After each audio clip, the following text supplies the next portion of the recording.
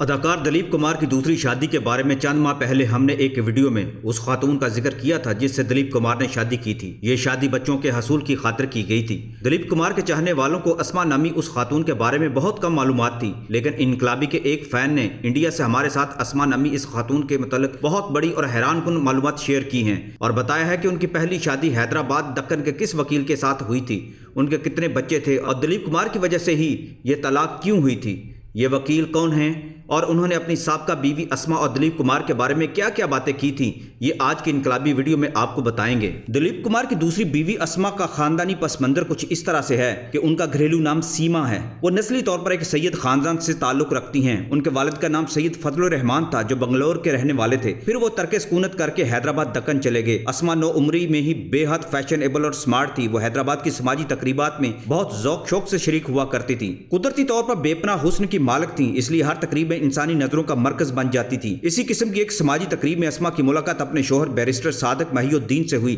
Barrister صادق محی الدین ایک اعلیٰ خاندان کا فرد ہونے کے ساتھ ساتھ بہت خوبرو اور تعلیم یافتہ نوجوان تھے۔ اس کی یہ تابناک شخصیت آزاد خیال اسما کے دل میں گھر کر گئی اور پھر محبوبانہ ملاقاتوں کا سلسلہ شروع ہو گیا۔ آخرکار یہ ملاقاتیں قانونی رشتے میں تبدیل ہو گئیں اور دونوں خاندانوں کی مرضی سے اسما رحمان بیرسٹر صادق محی الدین کی بیوی بن گئی۔ یہ شادی 1967 میں ہوئی تھی۔ فیشن پرست ہونے کے علاوہ اسما فلموں کی بھی بے حد شوقین تھی اور یہی شوق اسے دلیپ کمار کے پرستاروں کے حلقے تک لے گیا۔ یہ 1972 یا 73 کی بات ہے کہ بمبئی میں ایک کرکٹ ٹیسٹ میچ ہو رہا تھا۔ اتفاق سے وہ کرکٹ میچ میں دلیپ کمار بھی دیکھ رہے تھے اور اسما بھی۔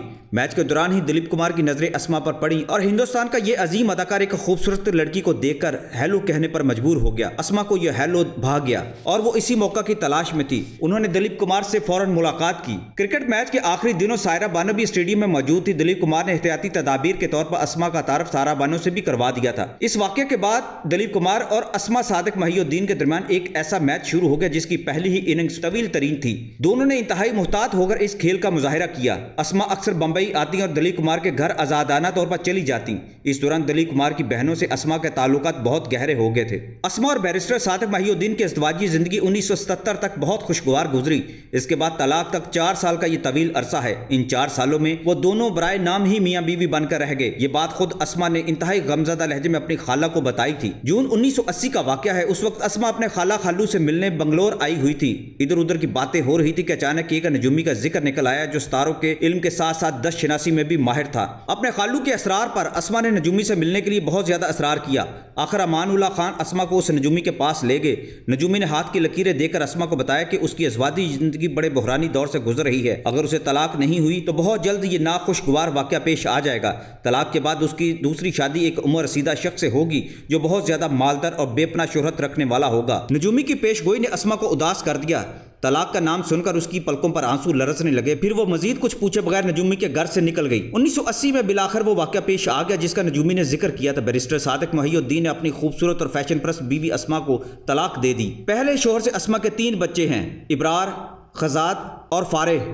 اسما طلاق کے اذیت ناک عمل سے خوش نہیں تھی۔ بیرسٹر صادق محی الدین سے ہمیشہ کے لیے جدا ہونے کے بعد اس نے اپنی خالہ اور خالو کو بڑے غمزدہ لہجے میں بتایا تھا، کاش وہ مجھے طلاق نہ دیتے، میرے لیے اس مکان کا ایک چھوٹا سا کمرہ ہی کافی تھا، میں اس کمرے میں زندگی بھر خوش رہ سکتی تھی۔ اسما کی خالہ اور خالو امان اللہ خان کا بیان ہے کہ شادی سے پہلے اسما نے ان سے ایک بار بھی دلیپ کمار کا ذکر نہیں کیا تھا۔ پھر طلاق کے 7 ماہ بعد 30 مئی 1981 کو دن کے 12 بجے کے قریب اسما نے امان اللہ خان کو فون کرتے ہوئے کہا کہ وہ فوراً ویسٹ اینڈ ہوٹل تشریف لے آئیں، اسے ایک انتہائی ضروری کام ہے جس کی وضاحت فون پر نہیں کی جا سکتی۔ اسما کا فون ملتے ہی امان اللہ خان فیکٹری سے ویسٹ اینڈ ہوٹل جا پہنچے جہاں دلیپ کمار پہلے سے موجود تھے۔ دلیپ کمار کو اسما کے کمرے میں دیکھ کر امان اللہ خان شدید حیرت کا شکار ہو گئے، مگر اسما نے یہ کہہ کر فوراً ہی اپنے خالو کی حیرت کا خاتمہ کر دیا، ہم دونوں آج ہی شادی کرنے کا ارادہ رکھتے ہیں خالو، اس سلسلے میں آپ کو ہماری وکالت اور سرپرستی کرنی ہوگی۔ اس کے بعد امان اللہ خان بنگلور کی جامعہ مسجد کے خطیب عبدالحفیظ جنیدی کو ہوٹل لے گئے اور پھر کچھ دیر بعد دلیپ کمار یعنی کہ یوسف خان اور اسما رحمان ازدواجی رشتے میں منسلک ہو گئے۔ ناظرین، آخر میں آپ کو بتاتے چلیں کہ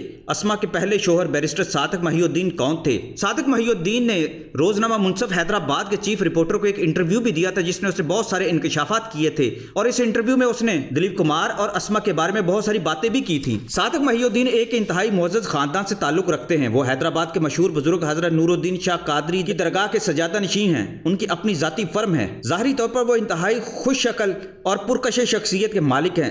روزنامہ منصف حیدرآباد کے چیف رپورٹر نے بیرسٹر صادق محی الدین سے سوال کیا کہ آپ شکل و صورت میں اور ظاہری وجاہت میں کسی طور پر بھی دلیپ کمار سے کم نہیں، تو پھر اسما نے آپ سے قطع تعلق کر کے دلیپ کمار سے شادی کیوں کی؟ جواب میں بیرسٹر صادق محی الدین نے بڑے صبر و ضبط کا مظاہرہ کرتے ہوئے کہا، دلیپ کمار ایک بڑے آدمی ہیں اور عظیم فنکار ہیں۔ اپنی زبان سے یہ الفاظ ادا کرتے وقت صادق محی الدین نے کسی نفرت اور تلخی کا مظاہرہ نہیں کیا تھا، لیکن ان کے الفاظ میں پوشیدہ کرب اور طنز کو ہر ذی شعور انسان اچھی طرح سمجھ سکتا ہے۔ پھر جب ان سے یہ سوال کیا گیا کیا آپ کو طلاق دینے کے سلسلے میں دلیپ کمار نے بھاری رقم ادا کی ہے، تو وہ بری طرح غصے میں آ گئے اور انتہائی برہم لہجے میں کہنے لگے، یہ انتہائی بیہودہ بات ہے، میں اس شادی کے بارے میں کچھ نہیں کہنا چاہتا، لیکن پھر بھی ایک ایسے رقیق الزامات برداشت نہیں کر سکتا۔ میں نے ایک انگریزی فلمی رسالے کے خلاف عدالت میں 20 لاکھ روپے کا ہرجانہ دعویٰ کر دیا ہے، صرف اسی وجہ سے۔ یہ مقدمہ میں نے اپنے بچوں کی جانب سے کیا ہے۔ یہ میں نہیں چاہتا کہ کل جب میرے بچے جوان ہوں تو وہ اپنے باپ کے بارے میں کوئی غلط رائے قائم کریں۔